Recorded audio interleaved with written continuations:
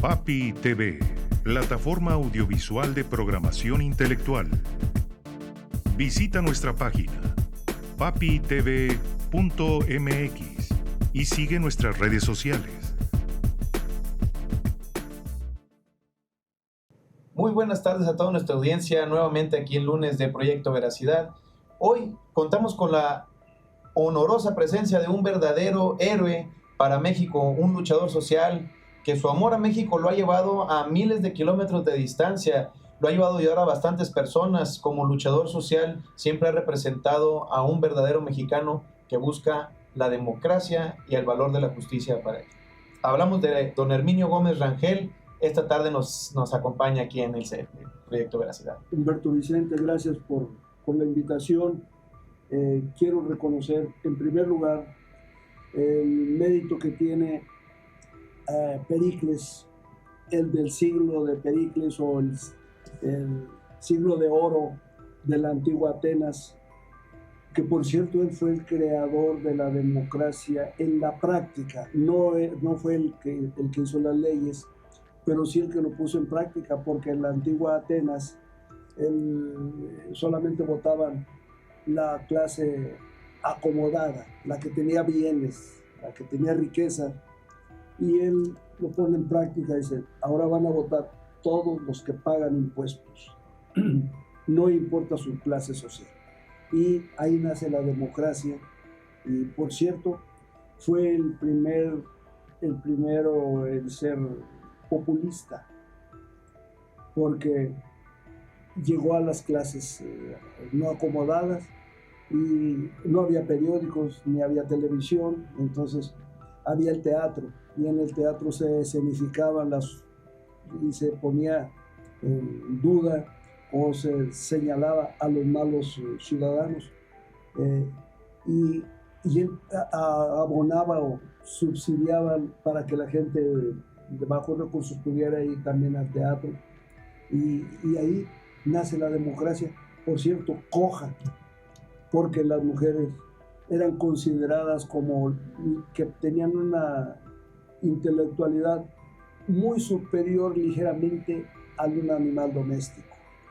Entonces la mujer no votaba, el esclavo tampoco, no era ciudadano, y ahí es donde ya el voto del acaudalado y el voto del empleado valía lo mismo. Ahí nace la democracia. Bien, y pues bueno, en el programa del día de hoy los invitamos a que lo vean porque es de suma importancia lo que vamos a comentar, que es la participación cívica en el voto en particular y su relevancia o importancia, o sea, la importancia de que salgamos a votar en estas próximas elecciones. No solo aquí en México, sino alrededor del mundo, más de 85 países lo van a hacer. Muchos para elecciones presidenciales, otras para elecciones de ministros, de gobernaturas, a niveles municipales. Sin embargo, más de 85 países van a tener este año actividad electoral, por lo que es muy importante saber por qué debemos hacerlo, por qué no debemos abstenernos de votar. Y para eso vamos a tener aquí en exclusiva con ustedes, con el señor Herminio, una serie de preguntas que solamente él podría responder por este amor a México que lo ha llevado a cumplir hazañas inigualables durante pues toda su trayectoria política. Pero ¿podría explicarme usted desde hace cuántos años comenzó con su carrera dentro de la política pues mexicana? Bueno, yo venía, en realidad, yo era residente legal en Estados Unidos, tenía pasaporte residencial, y vine y conocí a Pablo Emilio Madero, que lo vi en la televisión en una entrevista que le hacían, y creí que él necesitaba personas como yo, y decidí quedarme. Hoy tal vez tuviera una buena pensión en Estados Unidos, pero decidí que era más útil en el país, y pues he tenido muchas luchas por ver que este país llegue a la democracia. Y si ustedes ven que hay urnas transparentes y biombos, yo le hice esa petición a Alfonso Martínez Domínguez y me lo negó. Fue después a Jorge Treviño, gobernador, y puso unas transparámbar de aquellas que había para archivos, no se veía lo que había adentro, hasta que Sócrates Rizo me dijo, esta vez va a haber urnas transparentes y biombos, y ahora hay en toda la República. Creo que ese ha sido el más grande logro con el apoyo de Sócrates. Pues aquí está uno evidente logro que no solamente nos beneficia aquí como neoloneses, sino que alrededor de la República. Y con eso empezamos hacia la primera pregunta, que sería, con las elecciones que se llevan a cabo en diversos países este año, ¿cómo describiría la importancia del voto como herramienta para el cambio y la participación ciudadana? Bueno, sabrán ustedes que originalmente gobernaban los reyes y decían que era por mandato divino. Después llegaron los militares, por la fuerza de las armas. Después quedaron los dictadores que no eran no necesariamente militares. Y finalmente llegan las democracias, sobre todo aquí en nuestra América Latina, y con sus defectos, pero ahí ha venido caminando. Ustedes verán, en los mismos Estados Unidos no gana el que vota, por el que vota más la gente. Por ejemplo, Hillary Clinton ganó en votos, pero perdió en la elección, porque hay un sistema muy raro en Estados Unidos. Abraham Lincoln también le gana a Douglas para el Senado. Aquel era muy rico, y entonces también él gana con el voto popular, pero pierde por ese sistema que tienen. Y yo creo que en Estados Unidos también le hace falta eso, reconocer que si un voto más hay por un candidato, ese es el que debe ganar. Y pues, por cierto, un defecto de nuestra democracia es que aquí ganan el que gana por mayoría relativa y no el que gana por mayoría absoluta, que sería el que tenga más votos después del 50%. Puede ser por un voto, por medio voto, por un cuarto de voto, pero el que tenga mayoría, ese es el que debe gobernar, y aún no hemos cambiado. Correcto. Oiga, y platíqueme usted, porque ya hablamos de las diferencias entre sistemas distintos de voto, pero ¿quiénes tienen derecho a votar? Por ejemplo, en Estados Unidos los prisioneros no tienen derecho a voto. Los que están en los sistemas penales acusatorios, penitenciarías, pierden por completo su derecho al voto. En México pasa algo similar. ¿Quiénes son los que no pueden votar por alguna situación? Pues yo diría que deben de votar, si ellos han pagado impuestos, pues deben también de tener ese derecho. Se pueden equivocar como nos podemos equivocar nosotros. Incluso una persona con doctorados y con maestrías puede hacer una elección errónea totalmente, pero es su decisión y hay que respetarla. Tanto de él como del iletrado también. Entonces, en una democracia debemos votar todos, y ahora creo que hay muchas posibilidades de que quede una mujer. Claro. En una sociedad machista, por fin empezamos a cambiar. Muy bien, pues yo creo que está claro el mensaje que le está enviando a las personas de todo el mundo sobre la relevancia de ejercer su voto durante estas elecciones. Pero ¿cómo cree usted que sea la participación electoral? ¿Puede influir en la dirección política y social de un país, tanto a nivel nacional como internacional? Bueno, mire, yo en vez de ser Gómez debiera ser Contreras. Por ejemplo, veo que en el mundo empezamos. Originalmente, hace ya 500 años antes de Cristo, hubo un hombre llamado Sócrates. A él fue condenado por los jueces 500 arcontes, fue condenado a beber la cicuta, porque decían que él estaba pervirtiendo a las juventudes, porque decía que había un solo Dios y no tantos como tenían, y por eso fue condenado. Entonces, ese fue mayoritariamente, democráticamente fue condenado. El otro, quizás usted lo recuerde, es Giordano Bruno, que era sacerdote dominico y que en 1600 la Santa Inquisición lo condena a morir en la hoguera, porque él decía que el sol era el centro del universo y no la tierra, como sostenía la iglesia. Y lo ataron, y cuando ya las llamas le llegaban casi al cuello, le arriman un Cristo y le dicen: arrepiéntete. Y se voltea y les dice: están más preocupados ustedes que me condenan que yo que soy el condenado. Pero las futuras generaciones sabrán quién tuvo la razón. Y cuando yo venía caminando por allá, por el estado de Puebla, veo un periódico, no tenía otra cosa que hacer y ahí venía leyendo, el Papa Juan Pablo II pide perdón porque la iglesia se equivocó.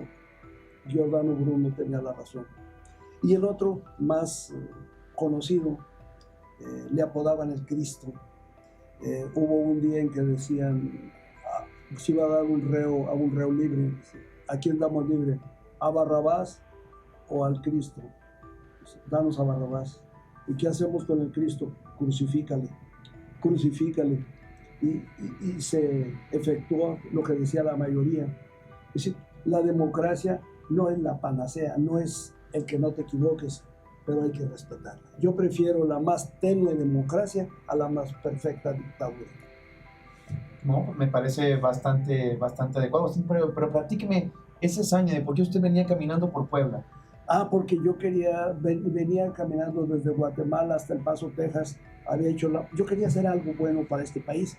Había visto en los cursos de superación personal, veía películas, una de ellas de una dama que quería cruzar el Canal de la Mancha de Francia a Inglaterra, de Inglaterra a Francia y de Francia otra vez a Inglaterra, cruzarlo 3 veces. Pero en la primera, el diésel de la lancha que iba adelante la hizo perder el conocimiento y por poco se muere. Y pensé en ese momento, yo voy a hacer algo que no sea en beneficio mío, sino que sea en beneficio de esta nación que me vio nacer. Y mi fin era pedirle a la gente que fuera a votar. ¿Por quién? Por el que quieras, pero voy a votar, porque votaba alrededor del 27%. Por eso, un partido que se mantuvo 72 años continuos fue porque la gente no votaba. Había el famoso círculo vicioso. La gente no vota porque el gobierno no respeta. El gobierno no lo respeta porque la gente no vota. Entonces había que transformarlo en un círculo virtuoso. Y esto, fíjese, hay una anécdota. Andaba Pablo Emilio Madero en Río Verde, San Luis Potosí. Iba en una camioneta, andaba de candidato a la presidencia. Y el que lo acompañaba era un señor que trae una pierna de madera. Y dice, vieron un maizal muy grande. Y dijo Pablo Emilio, oiga, yo quiero cortar un elote de esos, no me acusarán de robo, porque están tan bonitos, dice, se veían los elotes así de este tamaño. Y dijo, el dueño de esa milpa es compadre mío, puede cortar los que quiera. Pues no, nada más uno. Y dice, qué bonita cosecha están levantando. Dijo, pero hemos perdido 5 cosechas, hemos sembrado y no levantamos más que gilotitos. Y luego dice, nosotros no tenemos otra opción más que continuar. Y si no obtuvimos cosecha la otra y la otra, dice, pues ese es el ejemplo mejor para los mexicanos. Crecernos al castigo. Si el gobierno nos roba las elecciones, hay que votar más y más y más hasta que rompamos ese círculo vicioso. Y creo que había mucha razón. Y yo les sugiero, aprovechando a la gente, que vaya a votar. Y si no le gusta que ponga otro. Y si no le gusta el otro, me preguntaban una vez, oiga, ¿y por qué usted entró? ¿Puedo decir? Sí. Me dijeron, ¿por qué esto está en el PAN? Dije, porque el PRI le roba las elecciones al PAN. ¿Y ahora por qué anda con Andrés? Porque el PAN le roba las elecciones a Andrés. Y si en el gobierno de Andrés le roba las elecciones a otro, me voy con el otro. Claro. Sí, yo estoy con la víctima, no con el victimario. Correcto, pues aquí está un mega importante mensaje para todos en el porqué. Ahora, lo que hace, la hazaña que cumple don Herminio esta caminata la emprendió desde el país de Guatemala hasta El Paso, Texas. A medio puente del puente en el río Suchiate, en Ciudad Hidalgo, Chiapas. Ahí comencé y terminé en El Paso, Texas. Son 3.400 kilómetros, que son muchos kilómetros, y como no tenía otra cosa más que ir viendo, por ejemplo, los fantasmas que hay cada kilómetro, y contaba los pasos, y en otra vez, y así. Entonces, sacando un promedio, multipliqué por los 3.400 kilómetros y daban 4.250.000 pasos, que son muchos en 85 días. Por cierto, en la Ciudad de México dijo el doctor que venía tan mal que me iba a enyesar las dos piernas. Y ya cuando estaban preparando el yeso para enyesar las piernas, me bajé de la plancha y le dije, no, ¿sabe qué? Yo voy a seguir caminando. Dijo, pues vas a quedar cojo. Dijo, pues aunque así sea. Y me pongo los tenis, y ya cuando iba en la puerta me dice, ¿y si vas a llegar? Pues no dice que voy a quedar cojo. Dijo, no, es que nadie te va a hacer que cambies. Y sí, ya en el estado de Chihuahua, que tardé 18 días para atravesarlo, es tan grande como Alemania. Entonces ya no podía, porque el talón, cada que pisaba con el talón, me retumbaba por toda la columna vertebral, y entonces iba pisando entre las ramas para que me amortiguara, pero alcancé a llegar al Paso, Texas, y me recibió una periodista de la televisión, porque el señor que me iba a recibir, que era el de los derechos humanos, era un gringo, dice, mira, llegó tarde, y ya me habían recibido, y dijo, llegué tarde, dice, porque tú vienes caminando desde Guatemala hasta aquí. Dice, yo me vine a pie de mi casa, dice, estoy con un cáncer en el páncreas, mira mi rostro, dice, me quedan pocos días, pero quise darte la bienvenida. Y pues, son momentos que conmueven, y pues, ahí terminamos los 3.400 kilómetros. Pues mire, si usted se siente cansado, por muchas cosas no puede estar más cansado que después de haber caminado más de 4 millones de pasos desde donde comenzó don Herminio su carrera hasta antes de llegar al Paso, Texas, y todo con la intención de invitarlos a votar. Por quien sea, como él ya lo ha comentado, voten por el que ustedes prefieran, pero no dejen de votar, ¿sí? Hay que ejercer nuestro derecho al voto. Y pues bueno, vamos a pasar a la pregunta en la que, ¿cuál es el grupo vulnerable que usted ha apoyado? ¿Y cómo cree que el voto puede ser una herramienta para representar y proteger los intereses de estas comunidades en el ámbito político? Bueno, pues en primer lugar yo quisiera que todos los partidos políticos no hicieran lo que hacen todos. Ponen a los amigotes, a los que tienen dinero, a los que tienen un título, pero tenemos el mejor ejemplo. Abraham Lincoln solamente fue 12 meses a las aulas, y para mí el mejor presidente que ha tenido los Estados Unidos, porque le tocó cuando estaban divididos los del sur, los esclavistas, y él que gana la presidencia en el norte, y pues tocaba ya que se iban a enfrentar, y hay el error en general de creer que él quería salvar a los negros de la esclavitud. No, él lo que quería salvar era la unión. Dijo, si para salvar la unión tengo que permitir que siga la esclavitud, que siga. Pero si para ganar la unión es necesario libertar a los negros, pues vamos a dar la libertad. Y se las dio, y pues estos se le unieron, y al fin llegó. Pero fíjese usted, no tenía escuela, 12 meses en las aulas, y sin embargo tenía muy buen razonamiento.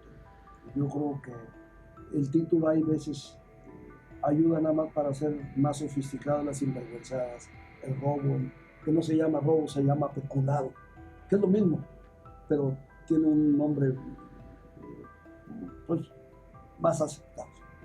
Entonces, pero sí, yo creo que debiéramos ver las personas, para los candidatos debieran ser las personas que se han distinguido en su barrio, en su calle, en su colonia, en su municipio, en su estado, o nacional o internacionalmente, que han tenido alguna distinción, y no nada más porque tiene dinero o porque compró gente y la llevó, y eso no va a ser un buen representante. Ya lo vimos ahora en esta elección.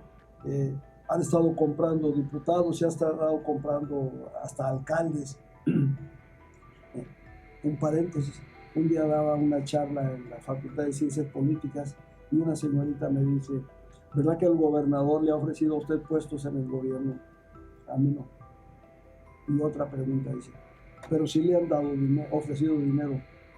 las voy a sacar de ese error. El gobierno no compra gente, solo acepta a los que están en venta. A mí nunca me han ofrecido nada. Yo creo que saben que no estoy en venta. Entonces, esta es mi opinión. Perfecto. Y, por ejemplo, la participación que tuvo usted con este grupo de las Marías, pues tal vez mal empleado el nombre, pero así les dicen. Pero así las tenían conocemos. Con ese adjetivo. ¿Cómo usted cree que avanzaron a partir de que usted les dio la voz que necesitaban? Bueno, en primer lugar, yo me puse del lado de ellos porque yo soy damnificado de un ciclón que pegó en Tampico en 1955. Y la gente aquí en el trabajo me juntaron un dinerito para comer por lo menos una semana. Yo estoy en deuda con la sociedad y por eso pensé que yo era el indicado para defender sus derechos. Y con el tiempo pues me vine conociendo las leyes. El artículo 5 de la Constitución dice que a nadie se le puede impedir que se dedique al comercio o al trabajo que le acomode, siendo lícito. Si ellas andan vendiendo cacahuates, semillitas, sodas, agua embotellada, pues es un trabajo lícito. Entonces se les debe respetar ese derecho. Es que no traen permiso, es que no dan permisos. Entonces es como el chamaco que le dice al papá: oye papá, déjame ir a bañar al río. Y que usted no va al río hasta que aprenda a nadar. Pues si no me dejas ir al río, no voy a aprender a nadar. Esto no se aprende por correspondencia. Y entonces, yo creo que es la caja chica de los alcaldes de toda la República. Este mismo problema lo he visto y lo he defendido en Tampico, en México, la capital, y allá en Iztapa y Zihuatanejo, que venían unos soldados detrás de unas Marías aborígenes, que sería el nombre correcto, porque tampoco son indios, porque los indios son de la India. Así es. Entonces, las andaban siguiendo y estábamos en una carpa, agentes de seguros, y me dicen: Herminio, no nos crees problemas a nosotros. Le dije: son mexicanas, déjenme defender su derecho. Y vienen los soldados, los marinos, y dice: vamos a llevarla. Dije: no señor, la Constitución las protege en el artículo 5 y se lo leo. Y dice: pues es que no se les permite, están vendiendo cuentitos, esos collares, pues el que quiere se los compra y el que no. Le dije: pero tienen todo el derecho de ganarse la vida honradamente. Pues por lo pronto no se la llevaron, pero con ese problema me encuentro en todas las partes de la República que yo he ido, y esto a mí me molesta porque si ellas no tienen escuelas, si no los pueden ocupar en una fábrica, pues que no dejen ganarse la vida honradamente. Este es mi punto de vista y por eso las he defendido y las seguiré defendiendo. Por eso algunas veces fui a la cárcel y otras veces las encerraban a ellas, se embroncaban. Pues, el artículo 14 de la Constitución dice que nadie puede ser privado de la vida ni de sus propiedades, pero ellas se las quitan. Entonces, pues tengo que defender sus derechos y pues hasta ahorita, antes pues me ponía con los alcaldes, pero este señor que anda parado para senador, Colosio, ahí las arrinconó allá en una parte donde era una cuadra nada más, donde ni siquiera hay turistas. Entonces siempre el mecate se revienta por lo más delgado, y son las más vulnerables por su pobreza y su escasa escuela, pero ahí seguimos luchando todavía. Me parece perfecto. Y bueno, y dada su experiencia y lo que ha vivido, ¿qué ejemplos puede compartirnos de cómo el voto ha impulsado a cambios significativos en la historia política de México y en el mundo, pero particularmente aquí? Hablábamos de un ejemplo fuera del aire sobre la claridad del agua.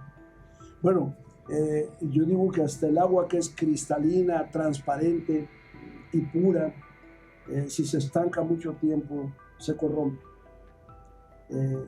Al igual que los pañales, hay que cambiarlos para que el niño no se lastime su cuerpecito. Entonces, a los gobernantes también hay que cambiarlos. Ahora, también, si un gobernante lo ha hecho bien, pues normalmente la gente va a votar otra vez por el mismo partido. Pero si ese lo hace mal, pues tiene todo el derecho de cambiar. Y sin embargo, si aunque lo haya hecho bien, la gente no quiere al candidato que viene, está en su verdadera libertad, para escoger al de su interés, que su inteligencia le diga que este es el mejor, aunque se equivoque. Pero es mejor que nos equivoquemos nosotros y no como sucedía antes. El presidente nombraba a su sucesor. Sí. Y aquí los debates sobre todo han ayudado mucho porque vemos la calidad de unos y de otros. Y finalmente, el día 2 de julio, habremos de tener nuevo mandatario. Mandatario es el que obedece, no el que manda. ¿Verdad? Entonces, pues vamos a ver, a lo mejor nos van a seguir mandando las mujeres. Sí, muy probablemente. Es muy probable, para no perder la costumbre. Así es, sí. Ya lo hablamos fuera del aire, ¿verdad? Vivimos en una sociedad un poco machista en sus costumbres y en las cuestiones que se hablan en el día a día, pero nunca queremos aceptar que en realidad la que todo nos da nuestras nalgadas y todo, pues es la señora madre, y las mujeres siempre han visto por nosotros como líderes, como impulsoras del bien, nos han motivado cuando nos ven cabizbajos y tenemos mucho que agradecerles y posiblemente no vaya a ser la diferencia durante estas elecciones. Vemos que hay porcentajes altos y probabilidad alta de que ahora se convierta por primera vez una mujer en presidente. Sí, fíjese que mi madre no sabía leer ni escribir, pero siempre me inculcó el no coger lo ajeno y siempre me animaba a que fuera a la escuela. Ella no sabía revisar las tareas, pero siempre me impulsó. Yo tuve madre de tiempo completo. Ella siempre me estuvo vigilando, aunque ella en la casa hacía tortillas, pero de cacheteadas, no eran como en maquinita, no. Ella hacía tortillas y luego también vendía leña primero, y luego carbón, y lavaba ajeno y planchaba, pero siempre tuve una madre que me vigiló, que me aconsejó. Y después de mi madre, pues mi esposa, que incluso si tengo casa propia, es gracias a ella. Ella ya se fue ya hace 3 años y medio que partió, pero me guió en muchas de las cosas y sin duda mis 4 hijos, ella fue la que les dio la formación. No, yo andaba en la polaca y pues nunca he tenido un puesto en el gobierno, también aclarando, yo no he vivido del gobierno nunca, ni de la iniciativa privada. Yo me dedico a mi trabajo, usted sabe, venta de seguros, pero a mí no me ha dado, porque nadie me ha ofrecido tampoco. Entonces, hay que ser honestos antes que con la gente, contigo mismo. Puedes engañar a la gente, pero tú no te puedes engañar. Claro. Entonces, sí, no sé si me salió el tema. No, de ninguna manera. De hecho, solamente regresando con todo lo que hemos visto, la importancia de que ahora posiblemente pueda ser una dama la que nos represente como presidente en este país. ¿Cuál cree que sea la importancia? Porque viene una cuestión difícil de abordar. ¿Cuál cree que sea la importancia de la transparencia y la integridad en los procesos electorales para que se pueda legitimizar esos resultados? Pues deben de contarse los votos. A mí me tocó vivir otra época donde se robaban las urnas. Hoy ya no sucede eso. Hoy es un delito grave hacer fraude electoral. Es decir, si alguien viene a ofrecerte 2 tapas de huevo para que le des la credencial, denúnciala y esa persona no va a salir bajo fianza. Se va a llevar por lo menos unos 6 años en la cárcel. Entonces, si alguien te ofrece dinero, denúncialo. Tenemos que acabar con los vicios. Tenemos que acabar con la corrupción. Y la principal es el día de la elección.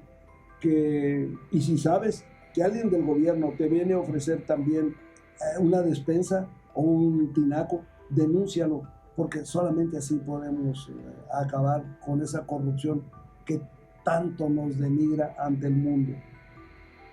Sí, muy bien, pues miren, aquí hay una cuestión interesante en la que ya nos dio las herramientas don Herminio y ha hablado incluso de algunos artículos de nuestra Constitución, pero platíquele usted a la audiencia su escolaridad y pues bueno, yo hasta donde hemos platicado anteriormente, yo recuerdo que usted tiene de oficio, vamos a decirlo, mecánico tornero. Eso es. Mecánica tornero, y también fue usted bracero o de... Bueno, sí, originalmente desde los 14 años yo andaba de bracero allá por Memphis, Tennessee. Luego pensé que yo no quería hacer eso y me fui a Tampico, que es de donde soy, de Altamira, Tamaulipas, y trabajé en una empacadora y oía que alguna muchacha y de las muchachas trabajaban 460 muchachas y éramos 6 hombres. No, hombre, todas las muchachas se picaban, decían, le ando echando los perros a Larico el tornero. Y yo dije, yo voy a ser tornero. Pero me hice tornero y las muchachas no se fijaban en mí. No, es que él era carita, y aunque no fuera tornero. Entonces, pues eso me sirvió para hacerme tornero. Y de eso trabajé aquí en Monterrey. Por cierto, llegué a tener la dulcería Alicia en Arteaga y Jiménez. Llegué a tener un restaurante en Arteaga y Emilio Carranza. Y una pequeña fábrica de anuncios, esos de plástico. Y compraba y vendía carros. Crecí muy rápido y caí igual. No podía tener el control de todos los negocios. Y el negocio bueno, que era la dulcería, se fue para abajo. Entonces me voy para Estados Unidos. ¿Y qué creen? Llego y lavando platos y pisos. Y era lo que hacía. Pues no tenía otra cosa que hacer. Hasta que un muchacho me llama, me dice, de East Chicago, Indiana, me dice, oye, te tengo ya trabajo de tornero. Habíamos trabajado aquí en cristalería los dos. Dice, del lavaplatos me pagaban $1 la hora. Dice, pero te van a pagar $5.50. ¿Qué? Me voy para allá. Y trabajábamos 10 horas diarias y pude pagar todo lo que debía, porque yo me había propuesto 2 cosas en la vida. Nunca pegarle a una mujer por nada y nunca robarle a nadie. Entonces, pude pagar. Y pues eso es lo que les recomiendo a mis hijos: sean honestos, primero con ustedes y lo van a hacer con todos. Entonces, pues sí, y 2 veces fui precandidato, cuando el PAN era decente, fui 2 veces precandidato a la alcaldía de Monterrey. Competí con Terry García de Madero para sacar candidato a la alcaldía. Competí con Rogelio Sada, Javier Lías y Jorge Padilla para sacar candidato a gobernador. Y cuando iba solo para la alcaldía de Monterrey, perdí. No perdí, me fregaron. Es que por el PRI iba a venir Benjamín Clarion. Y entonces, pues primero están la familia que los ideales. Y no fui el candidato. Y ahí me salí del Partido de Acción Nacional. Anduve suelto, me quedé ya sin interés de los partidos políticos. Hasta que encontré un hombre, al cabo ya él ya va de salida. Le falta 4 meses. Y creí que él era mejor que yo. ¿Sabe por qué? Porque lo entrevistan y le dicen, oye, Andrés, ¿por qué le estás dando una pensión a las madres solteras? Estás creando prostitutas. Y él dijo, no. Hoy que las madres se van a buscar trabajo, salen a trabajar por un lado y el marido por el otro, y los hijos se quedan solos. Ahí abusan el vecino, el tío, el primo, el abuelo, el padrastro, y hay veces el propio padre.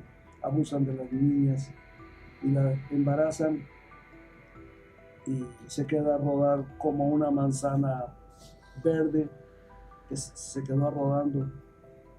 Dice, o la muchacha que con su novio la embaraza y le dice, búscate otro porque yo no soy el que va a pagar los platos. O el que se casó y dejó a la señora porque encontró otra que le gustó más. O el que se fue para Estados Unidos y no volvió. Dice, si alguien merece ese apoyo, son las madres solteras, dice, que han sido incomprendidas. Y desde entonces yo dije, este hombre es mejor que yo. Yo no había pensado en eso. Entonces, eso me unió a conocerlo y estoy por ahí con él todavía admirándolo, que ya se va. Pero, a ver, habíamos dicho de algo que no quiero. En primer lugar, que sí, queremos presentarle aquí este cartel, que fue el mismo que le presentó, usted dígame, ¿a qué presidente? Al presidente Miguel de la Madrid en Madrid, precisamente, le decía que Argentina, Brasil, Colombia tienen democracia. ¿Y México cuándo? ¿Cuándo, señor presidente? Pero era el vicio que tenía, que existía. Por cierto, al PRI no lo mató Morena, lo mataron sus propios vicios. Y a los partidos, a todos, los matan sus miembros. Si son buenos, el partido va por buen camino, pero si son corruptos o corruptores, el partido se va a ir para abajo y nadie se debe quejar que el partido lo mató al otro, no, lo matan sus propios miembros. México no puede ser mejor que los mexicanos y los partidos no pueden ser mejor que los miembros que le eligen. Muy bien, y correcto, y bueno, y qué mejor, vamos a decir, espacio para promover esta cultura de participación cívica activa, con una mayor conciencia sobre la importancia de, aparte del voto en la sociedad, sino que bien la sociedad vaya progresando de manera congruente, que con la tribuna que usted tiene, que está a punto de cubrir 39 años. El día 30 de junio completo 39 años. Todavía no nació usted. No, me faltaba no. mucho, sí. Me faltaba mucho. Sí, son muchos años, pero de todo he llegado a una que acabo de leer y me parece interesante para compartirla. Aquellos que dicen, yo no soy político, políticos somos todos los que vivimos en la polis, que es el nombre griego que le dan a la ciudad. Entonces los que vivimos en latín sería civis o civitas. Los que somos de la civis, o sea, de la ciudad, somos ciudadanos. Y los que vivimos en la polis, que es lo mismo, es la ciudad, somos políticos. Habemos unos activos, ahora como nosotros, y hay otros pasivos, los que dicen, como aquel señor que decía una vez, José Ángel Ponchello, dijo, vamos a protestar porque subió el pan. Dijo, no, se acabó el pan, lo compra mi vieja. Sí. Entonces, aquí no cabe la neutralidad, porque la neutralidad ayuda al opresor y el silencio fortalece al verdugo, no al atormentado. Entonces, si alguien tiene el derecho de ser neutral, ese es el muerto, porque está muerto. Pero mientras estemos